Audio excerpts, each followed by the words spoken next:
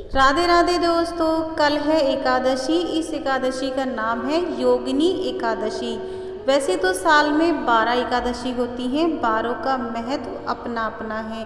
अगर कोई व्यक्ति पूरी साल में कोई भी व्रत ना करे, कुछ भी दान ना करे और एकादशी का व्रत करता है, उसको 12 यज्ञ के बराबर फल मिलता है। अगर घर में दरिद्रता हो, बहुत ज़्यादा कलह कलेश हो, मियाँ बीवी का झगड़ा हो, बच्चे गलत रास्ते पे चलते हों, उन माताओं बहनों को एकादशी का व्रत जरूर करना चाहिए। किस विधि से करना चाहिए, क्या इस दिन लाना चाहिए और क्या इस दिन नहीं लाना चाहिए, भूल कर भी ये चीज़ उस दिन नहीं खानी चाहिए। अगर आप इन सावधानियों को रखते हैं तो आपके घर में कभी भी माँ लक्ष्मी निराश नहीं होंगी, हमेशा के लिए विराजमान हो जाएंगी। योगिनी एकादशी बहुत ही शक्तिशाली एकादशी है। इसके उपलक्ष्य में अगर आप कोई कार्य करते हैं, इसका व्रत करते हैं, दान देते हैं और जो बताती हूँ इस चीज़ को घर में लेके आते हैं, तो घर में धन धान्य की कभी कमी नहीं रहेगी, व्यापार भी बढ़ेगा, बच्चे भी सही रास्ते पर आ जाएंगे। शास्त्रों में कहा जाता है एकादशियों का जो व्रत है सारे व्रतों में श्रेष्ठ है। अगर आप इस दिन एक मंत्र का जाप करते हैं तो आपके समस्त पाप नष्ट हो जाते हैं और आप सीधा मोक्ष धाम को जाते हैं। उस मंत्र को भी बताऊंगी, आपको बताती हूँ। जो योगिनी एकादशी है, अगर आप इस दिन 2 चीज़ लाते हैं और कथा सुनते हैं, योगिनी एकादशी की कथा सुनने मात्र से ही आपको 12 यज्ञों के बराबर फल मिलता है। जो कथा कहता है और जो सुनता है, दोनों की 7 पीढ़ियाँ तर जाती हैं। एक बार मैं आपको योगिनी एकादशी की कहानी बताती हूँ, ध्यान से सुनिएगा और आसन पे बैठ के आपको ये एकादशी की कहानी सुननी है। धर्मराज युधिष्ठिर बोले कि हे जनार्दन, मैंने श्रेष्ठ मास में शुक्ल पक्ष के निर्जला एकादशी की कथा सुनी थी। अब आप कृपा करके आषाढ़ मास के कृष्ण पक्ष की एकादशी की कथा का वर्णन कीजिए, जिसे मैं ध्यानपूर्वक सुनूंगा। इस एकादशी का नाम क्या है, इसका महत्व क्या है, सो सब वर्णन करके मुझसे कहिए। श्री कृष्ण भगवान बोले, हे राजन, आषाढ़ मास के कृष्ण पक्ष की एकादशी का नाम योगिनी है। इस व्रत के समस्त पाप नष्ट हो जाते हैं और इस लोक में भोग कर परलोक में मुक्ति देने वाला है। हे राजेश्वर, यह एकादशी तीनों लोकों में प्रसिद्ध है। इसके व्रत से ही समस्त पाप नष्ट हो जाते हैं।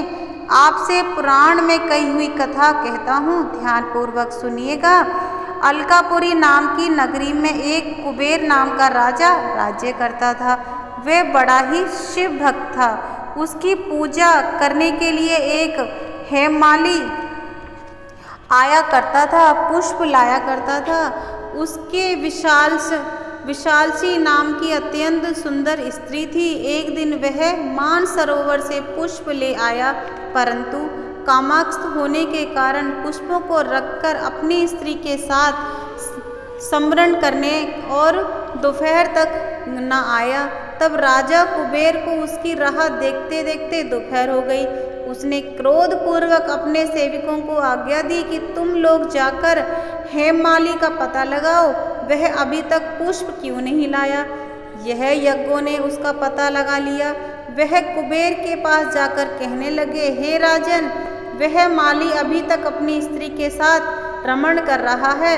यक्षों की इस बात को सुनकर कुबेर ने हेममाली को बुलाने की आज्ञा दी। हेममाली राजा कुबेर के सम्मुख डर से कांपता हुआ उपस्थित तो हो गया। उसको देखकर राजा कुबेर को अत्यंत क्रोध आया, उसके होठ फड़फड़ाने लगे। उसने कहा, हे पापी महानीच कामी, तूने मेरे परम पूजनीय ईश्वर के भी ईश्वर शिव जी का अनादर किया है। मैं तुझे श्राप देता हूँ कि तू स्त्री का वियोग भोगेगा और मृत्यु लोक में जाकर कोढ़ी हो जाएगा। तू स्त्री का वियोग भोगेगा और मृत्यु लोक में जाकर कोढ़ी होगा। कुबेर के श्राप से वह उसी क्षण स्वर्ग से पृथ्वी पर गिरा और कोढ़ी हो गया। उसकी स्त्री भी उसी समय उससे बिछड़ गई। मृत्युलोक में आकर उसने महादुख भोगे, परंतु शिवजी भगवान की भक्ति के प्रभाव से उनकी जो बुद्धि थी मलिन ना हुई, पिछले जन्म की भी शुद्ध रही, इसलिए वे अनेक दुखों को भोगता हुआ अपने पूर्व जन्म के कुकर्मों का स्मरण करता हुआ हिमालय पर्वत की तरफ चल दिया। वहाँ चलते चलते मार्कंडेय ऋषि के आश्रम पर पहुँच गया। वह ऋषि अपने आश्रम पर अत्यंत वृद्ध और तपशाली थे। वह दूसरे ब्राह्मण के समान प्रतीत हो रहे थे। उनका वह आश्रम ब्रह्मा की सभा के समान शोभा दे रहा था। उनको देखकर वह हेममाली वहां गया, उनको प्रणाम करके उनके चरणों में गिर पड़ा। उनको देखकर मार्कंडेय ऋषि बोले, तूने कौन से खोटे कर्म किए हैं जिससे तू कोढ़ी हुआ और महान दुख भोग रहा है। इस पर हेममाली बोला, हे मुनि, मैं यमराज कुबेर का सेवक था। मेरा नाम हेममाली है। राजा की पूजा के लिए नित्य प्रति पुष्प लाया करता था। एक दिन अपनी स्त्री के साथ विहार करते करते मुझे देर हो गई। दोपहर तक पुष्प लेकर ना पहुंचा। उन्होंने मुझे श्राप दे दिया कि तू अपनी स्त्री का वियोग भोगकर मृत्युलोक में जाकर कोढ़ी बन जाएगा और दुख भोगेगा।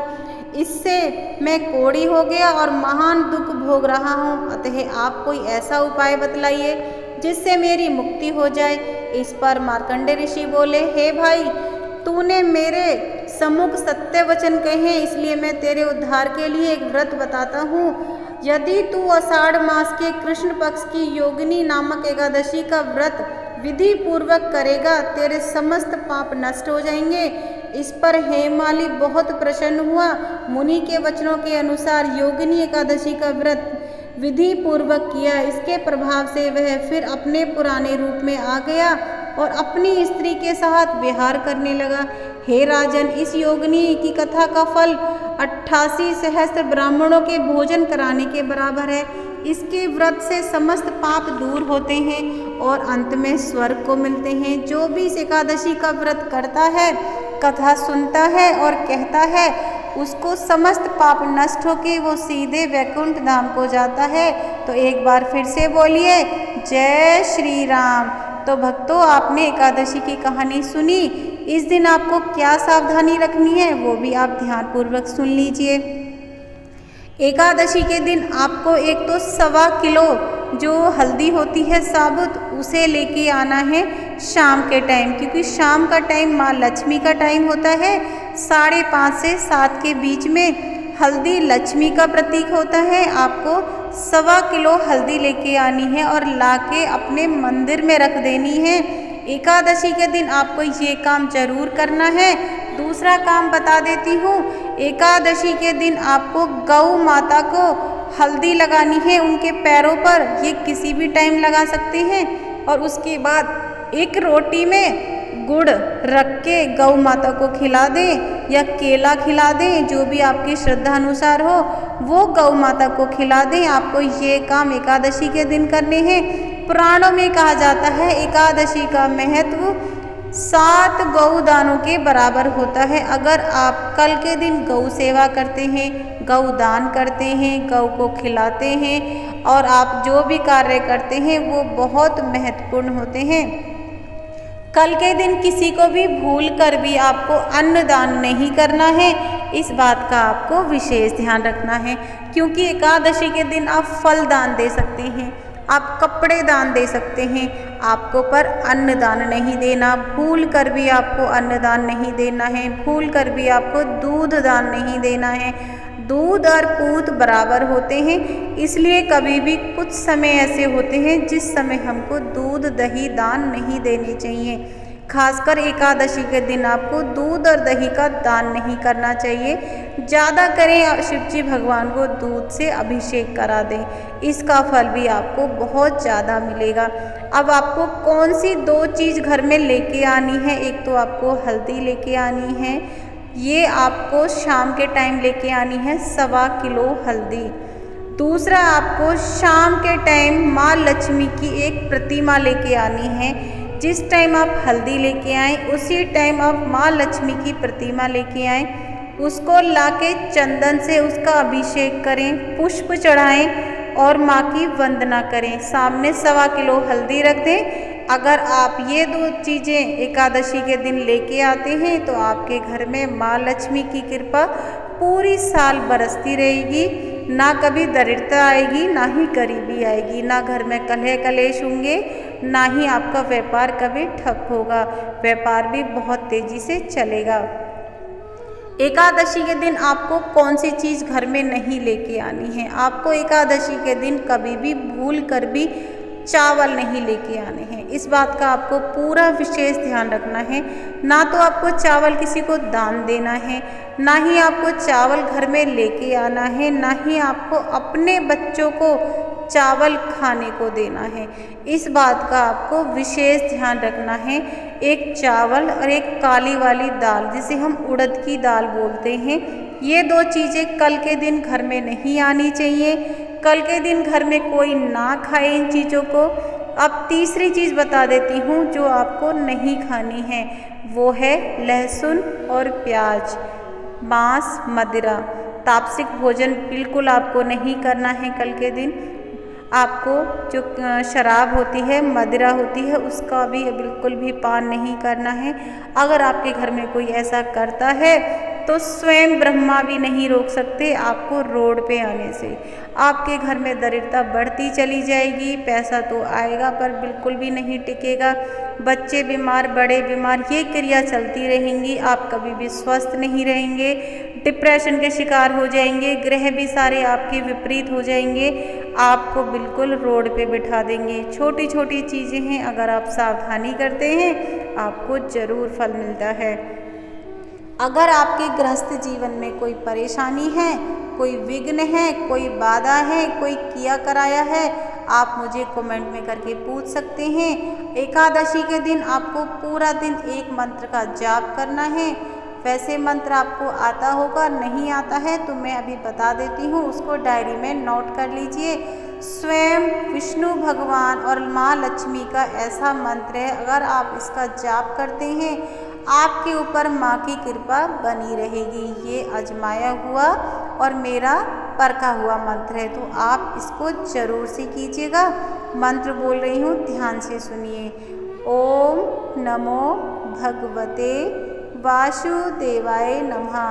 ओम नमो भगवते वासुदेवाय नमः। आपको इस मंत्र का जाप पूरा दिन करना है, मन मन में करें। चाहे आप इसका एक जगह बैठ के 108 बार उच्चारण करें। सामने माँ लक्ष्मी की और माँ बाबा विष्णु की प्रतिमा होनी चाहिए। उस प्रतिमा को देखते हुए आपको इसका जाप करना है। अगर आप इन चीज़ों का ध्यान करते हैं, इन चीज़ों को जो मैंने बताई हैं वो घर में लाते हैं, जो सावधानियाँ बताई हैं अगर आप उन्हें करते हैं, आप देखोगे आपके घर की जो हालत थी वो सुधरती हुई चली जाएगी। आपके घर में कोई दोष नहीं लगेगा, कोई हाय नहीं लगेगी, कोई किया कराया नहीं लगेगा। आप हमेशा हेल्दी और स्वस्थ रहेंगे। अपने परिवार का भी पूरा ध्यान रखेंगे। माँ लक्ष्मी की भी कृपा बनी रहेगी। स्वयं माँ लक्ष्मी आपके व्यापार को इतनी तेज़ी से चलाएंगी कि आपके घर में कभी भी दरिद्रता आएगी ही नहीं। कल मिलती हूँ नई वीडियो के साथ, तब तक के लिए जय श्री राम, राधे राधे।